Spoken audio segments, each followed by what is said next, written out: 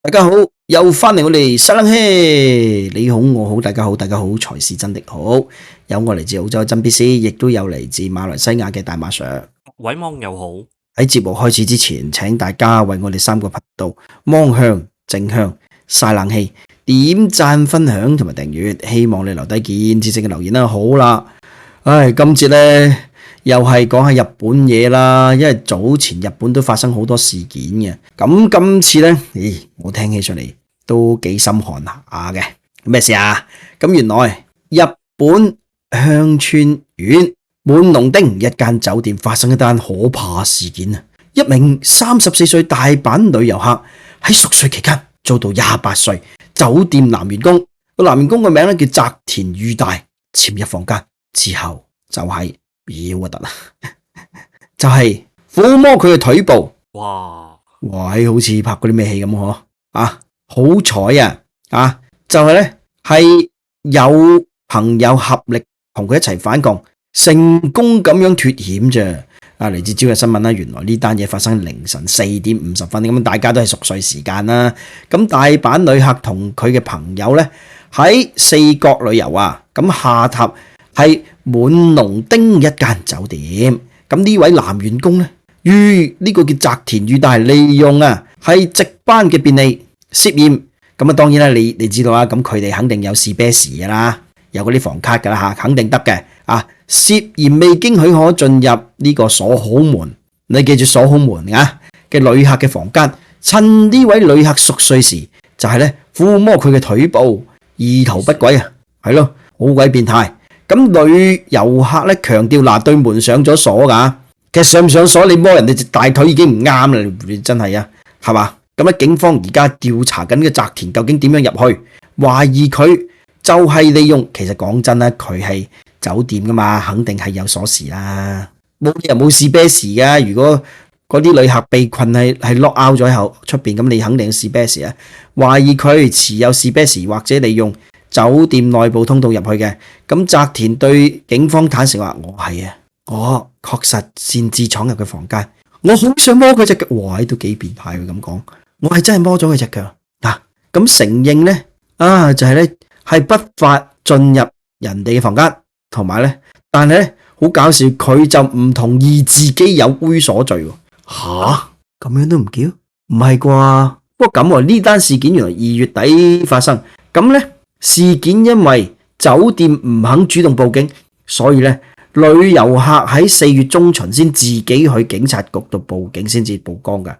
咁並且咧促使香川縣嘅警方迅速行動。咁日前咧就喺滿龍町拘捕咗阿澤田嘅。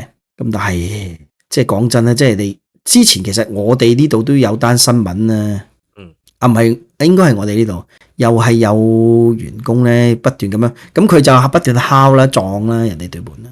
之前日本都有記得，日本都試過，咪有男員工喺不斷敲人哋對門嘅，係台灣女子嘛，記唔記得？喂，其實講真呢啲你聽起上嚟咧都幾可怕下嘅。好啦，咁另外一單咧發生冇幾耐啫，4月28號嗰個仲黐線，床下底驚魂，你記得記得。咁日本一直咧都係以安全著稱嘅，吸引唔少旅客咧選擇係獨自旅遊噶嘛。咁但係咧近日一名叫 Natalie 嘅女子喺 IG 上面分享佢喺東京叫兩國站大山 APA 酒店及度假村嘅呢個可怕經歷。我冇記錯，嗰個係烏克蘭女子嚟係嘛？嗰個係烏克蘭女子嚟。咁咧原來咧床下底竟然藏住一位陌生男子亦都為獨遊日本嘅人士咧敲響警鐘。同時唔少日本連鎖酒店咧因為房間面積細，而呢個咧標榜床底空間可以放置行李，所以入住時咧小心隱藏喺呢啲空間。喂，大佬，放置行李啫，你成個人唔係放人大哥係嘛？我而家成個人下邊係嗱，咁Natalie咧其實咧喺影片當中表示，佢因為相信日本嘅安全性而選擇獨遊日本，咁預訂咗頭先講嗰間酒店啦。咁但係入住第二日晚上，佢聞到一股好怪嘅味道起初以為啲雜物發出嚟啲怪味道、啲氣味啫。咁但係睇翻，咦喺床下底有怪味喎，一睇結果嚇死你啊！其實我以為啲咩污糟嘢即係嗰啲啊鬼嗰啲啊，咁就話同一位男子四目相對，一位亞洲男子係蜷縮喺床下底盯住佢，嚇到佢即刻大叫啊！咁對方咧之後，對方都叫喎，喂，應該個女子叫得啱啦，係嘛？衝出間房，咁 Natalie 咧就係立即向警方報警嘅，亦都有向酒店投訴。咁警方到場啦，咁喺床下底發現男子遺留嘅呢個充電寶，同埋係一個 hard disk， 咦，唔通拍嘢？係咯，推測佢啊，可能已經匿藏多時嚇，頂你啊！咁更加令人係你講，呢啲旅館啊咩嗰啲啊，係咪都有呢個 CCTV 咧？你真係問得一個非常好問題，更加令人不安。原來酒店係冇 CCTV 噶，根本冇辦法追蹤入侵者嘅行蹤。咁點算啊，大Sir嚇？好唔安全，好驚喎！喂，大佬你咁樣如果有咩呢啲咁嘅問題啊，點樣搜證咧？即係諗唔到喎，而家仲有酒店係冇 CCTV 嘅喎，好黐線啊！呢個你知日本都有啲有啲啦，咪成日啊，有啲係乜無差別事件噶嘛？你話係咪啊？咁冇呢啲嘢點追蹤咧？係嘛？嗱，咁啊，當然啦，因為追蹤唔到佢啦。咁Natalie因為驚恐過度，後續行程咧完全冇辦法瞓覺，甚至出現焦慮症狀。咁佢亦都哭訴，就出國玩咧，真係咧要隨時觀察環境啊。同時訂房平台亦都係回應令佢失望。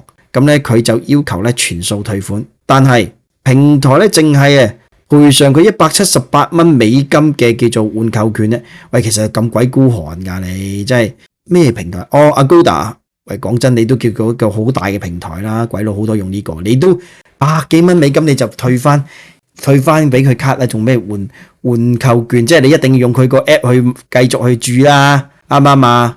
代金券啦，我哋叫做現金代券係嘛，叫做啊。咁直到佢親自向呢個酒店提出要求，先至得到全額退款啫，都幾樣衰嘅呢間酒店啊。咁呢件事咧，亦都揭示咗酒店安全問題，尤其是日本唔少連鎖酒店就標榜佢咧床下底咧空間夠高啊，可以放到行李嘅，咁就意味住就算匿埋一個人並非難事嘅噃。咁大家入住時提高，喂，講真，你真係冇諗過床下底要匿住一個人嘅，而且你日本唔係啲第三世界嘅國家，係嘛？呢位女士應該好長一段時間心裏邊都有一個陰影喺度。咁住酒店係嘛？或者見到酒店張床都驚，或者見到床都驚，係啊。會有一條友㗎，有啲人突然之間四目相對啊，咁就意味住咧匿埋一個人唔係難事嘅。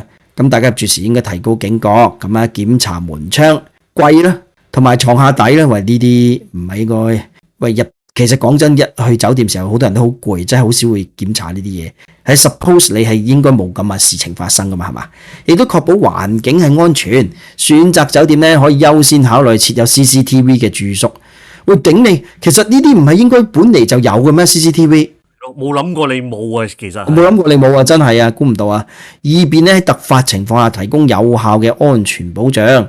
遇到類似狀況，應該咧喺拍攝現場作為記錄，維護自身權益啊，同酒店同埋平台溝通解決啦嚇。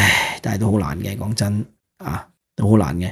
你睇到佢咧，我都聽到都心寒啊，聽到都心寒。咁另外仲有單嘢終於揾到呢單嘢，就係舊年咁原來咧，舊年一位人士就話佢都以為日本好安全嘅，冇諗到入住今次咧就入住喺滋賀縣現根一間旅館，結果咧晚上10點幾遭到一名戴住口罩嘅男性工作人員擅自打開門，呢個係房門，最後佢報警啦，但係警方就解釋咧自己咧係佢嗰個男職員就解釋自己係因為檢查故障嘅雪櫃，冇諗到開錯門，但係嗰人就唔信，咁最終咧亦都係咧接受對方道歉啦咁，但係呢件事不了了之，但係都驚嘅。講真，你講話開錯門啫，我點知真定假定係你咁樣揾個藉口託詞啊？但係咁講真，佢又冇做啲咩過火嘅嘢所以你又好難講，係嘛？開錯都好驚啦，都已經好過火啦，唔係講笑，都已經好過火啦。好，咁今次節目時間嚟到呢度先，都係嗰句入去酒店住都係，除咗我哋唐人啊，即係一個叫基本嘅動作就係敲下門先咧，當然係為咗嗰啲嘢敲門啊，除咗敲下門先咧，咁到而家仲要檢查埋床下底啊，幾咁荒唐呢個世界係嘛？唉，好，今次嚟到先，多謝各位，再見。再見。